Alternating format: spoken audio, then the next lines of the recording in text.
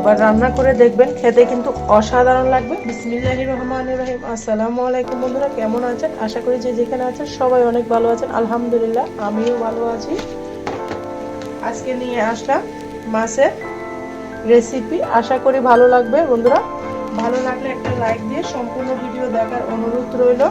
এত মজা আজকে যে মাছের রেসিপি শেয়ার করতেছি, এভাবে রান্না করলে ছোট মাছে বড় মাছের স্বাদ পাবেন। এতটা টেস্টি, এতটা লোভনীয় একটা রেসিপি শেয়ার করতে চলেছি। সম্পূর্ণ ভিডিও দেখবেন, স্কিপ করবেন না। স্কিপ করলে ভিডিও কোনো অংশ বাদ পড়ে যাবে। আমি যেভাবে তেলাপিয়া মাছ দিয়ে দেখাচ্ছি, সেম প্রসেস আপনারা যে কোনো মাছ দিয়ে রান্না করতে পারবেন। এত মজা, রেসিপিটি বানিয়ে না খেলে কিন্তু বুঝতে পারবেন না। অনেক যারা মাছ খেতে পছন্দ করে না তারাও কিন্তু আঙ্গুল চেটে ফুটে খাবে, এতটা টেস্টি, এতটা মজা। একবার হলো ট্রাই করবেন। আর বন্ধু, আমার চ্যানেলে যদি নতুন ভিজিট করে থাকেন অবশ্যই চ্যানেলটিকে সাবস্ক্রাইব করে দেওয়ার অনুরোধ রইল। দেখুন আমি সুন্দর করে মরিচ, হলুদ, ধনিয়া, জিরা দিয়ে মাছটাকে সুন্দর করে ম্যারিনেট করে নিয়েছি। এটা ম্যারিনেট করে রাখার কোনো দরকার নেই, সাথে সাথে ডিপ ফ্রাই করে নিতে পারবেন। আমি কিভাবে রান্না করতেছি দেখতে থাকুন। টিপস অ্যান্ড টিপস সহ বলে দিব মাছের আসল স্বাদ পেতে। দেখতে থাকুন, আশা করি অনেক ভালো লাগবে। এ পর্যায়ে আমি চুলার মধ্যে চলে যাব। দেখুন বন্ধুরা, এখানে আমি পরিমাণ মতো তেল বসিয়ে দিয়েছি। প্যানটা আগে থেকে গরম করতে আমি বসিয়ে দিয়েছি। মাছ ভাজিতে আপনারা হয়তো সবাই কম বেশি জানেন, তেলের পরিমাণটা একটু ভালো লাগে। কম দিলেও কিন্তু মাছ ভাজাটা সুন্দর হবে না, সেই জন্য তেলের পরিমাণটা পরিমাণ মতো দিবেন।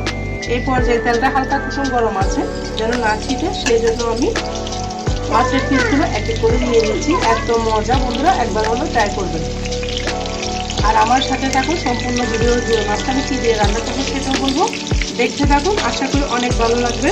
মাছগুলোকে আমি সুন্দর করে উল্টিয়ে পাল্টিয়ে ভেজে নিব। আর কে কোথা থেকে আমার ভিডিওটা অন করেছেন অবশ্যই কিছু একটা কমেন্টসে বলবেন। বন্ধুরা, আমার মন কিন্তু ভালো নেই। আল্লাহ তালা আমার মাকে, আল্লাহ তালা তাকে সারাদিন নিয়ে গিয়েছে, কিন্তু ইউটিউবে কাজ করতেছি, অনেক কষ্ট করে চ্যানেলটাকে মনিটাইজেশন করে নিয়েছি। তারপরেও মনকে শক্ত করে বেঁধে আপনাদের সাথে ভিডিও শেয়ার করতেছি। হয়তো কারো ভিডিও দেখতেছি, হয়তো দেখতেছি না, তবুও আমি অনুরোধ করবো আমার ভিডিওটা যেন দেখে দাও। ইনশাআল্লাহ আমি স্বাভাবিক হলে সবার ভিডিও দেখবো। মনটা কিন্তু ভালো নেই, তারপরেও রান্নাবান্না করতেছি, সেটাই আপনাদের মাঝে আমি ভিডিওর আকারে ধরে নিচ্ছি।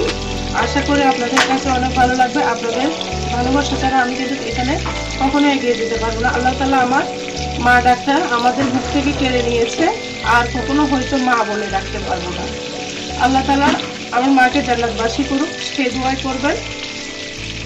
বুকটা কিন্তু মায়ের কথা মনে পড়লে খেতে যায়। তারপরও আপনাদের সাথে ভিডিও শেয়ার করি, জানি না আপনাদের কেমন লাগে। ভালো লাগলে অবশ্যই বলবেন, খারাপ লাগলেও বলবেন। আমি দোয়া করব সবার মা যেন সবার বুক জুড়ে থাকে। মা হচ্ছে সন্তানদের জন্য যতই আমরা বয়স হোক, মা হচ্ছে সন্তানের জন্য অমূল্য সম্পদ। মা হচ্ছে পৃথিবীর ছায়া, বটগাছ।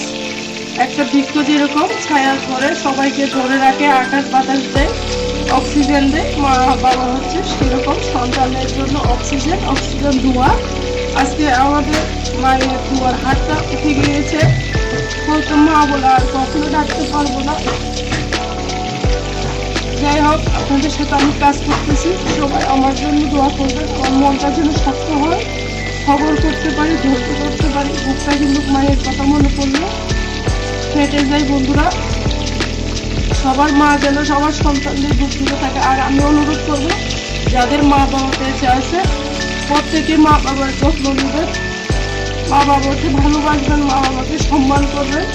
এইটুকুই সবার কাছে অনুরোধ। মা বাবাকে কেউ অবহেলা করবেন না।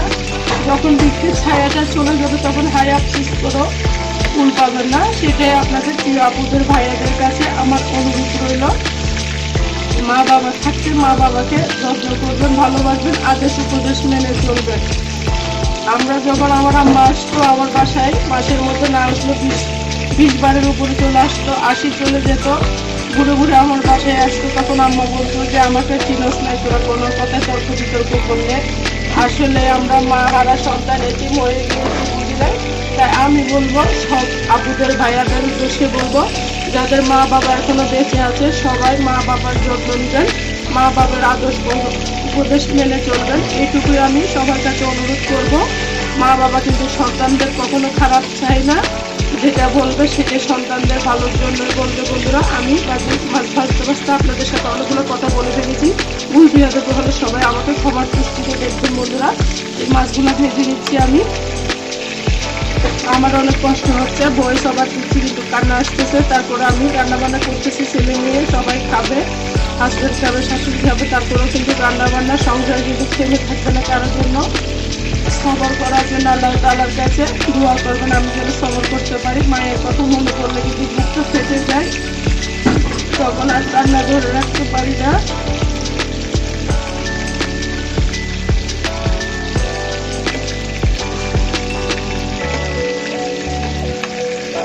আমার মা কিন্তু, আমরা অল্প বয়সে কিন্তু মা হারা হয়েছে। আমার আম্মা কোনো নাতি নাতনির বিয়ে শাদী কিছু দেখে যেতে পারে নাই।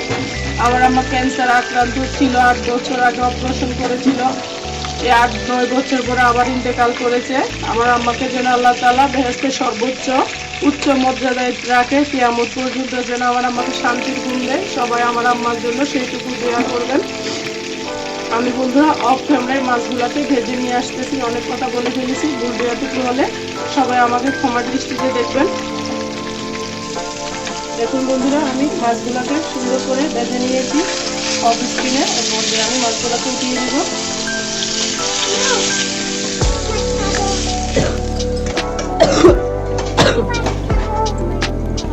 মাছগুলো আমি রান্না করব মূলত আলু দিয়ে, নতুন আলু দিয়ে মাছগুলো রান্না করবো। এর জন্য আলুগুলোকে আমি সুন্দর করে ভেজে নিচ্ছি।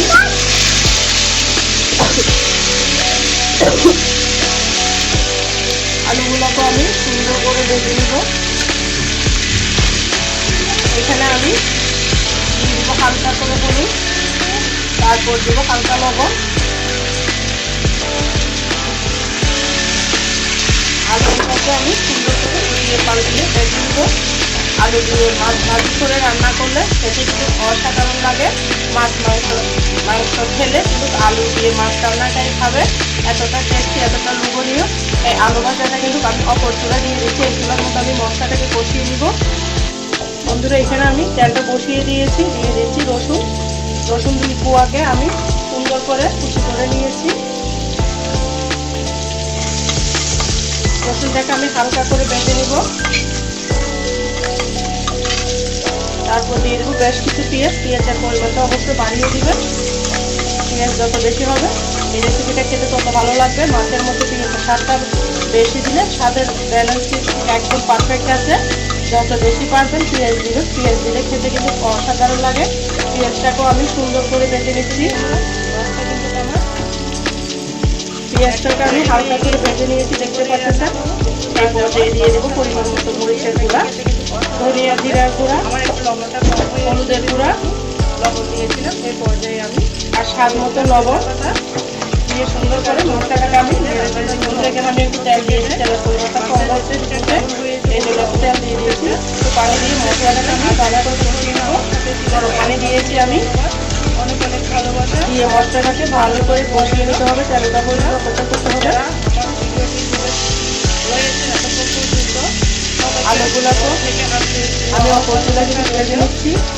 আলুগুলো কিন্তু আমার ভাজা হয়ে গিয়েছে, আমি মশলাটা কষিয়ে নিয়েছি। এখানে আমি দেখতে পাচ্ছেন তেলটা উঠে গিয়েছে, আলুটা একসাথে আমি দিয়ে দিচ্ছি। কালারটা কত সুন্দর এসেছে, হয়তো দেখে বুঝতে পারতেছেন। অসাধারণ একটা কালার এসেছে। যে কোনো মাছ এভাবে রান্না করবে আঙ্গুল চেটে পুড়ে খাবে, কথা দিচ্ছি বন্ধুরা, এতটা টেস্টি, এতটা মজা। আলুগুলোকে আমি সুন্দর করে 5 মিনিট এভাবে কষিয়ে নিব মশলার মধ্যে। সুস্থ থাকবেন, আমার জন্য দোয়া করবেন। আল্লাহ হাফেজ। আসসালামু আলাইকুম ওয়া রাহমাতুল্লাহ। বন্ধুরা দেখুন কতটা তেল ছেড়েছে। এইভাবে আমি 2 মিনিট কষিয়েছি। এই পর্যায়ে আমি অল্প একটু পানি অ্যাড করব, সামান্য একটু পানি দিয়েছি, দিয়ে আবারও নেড়ে চেড়ে দিচ্ছি।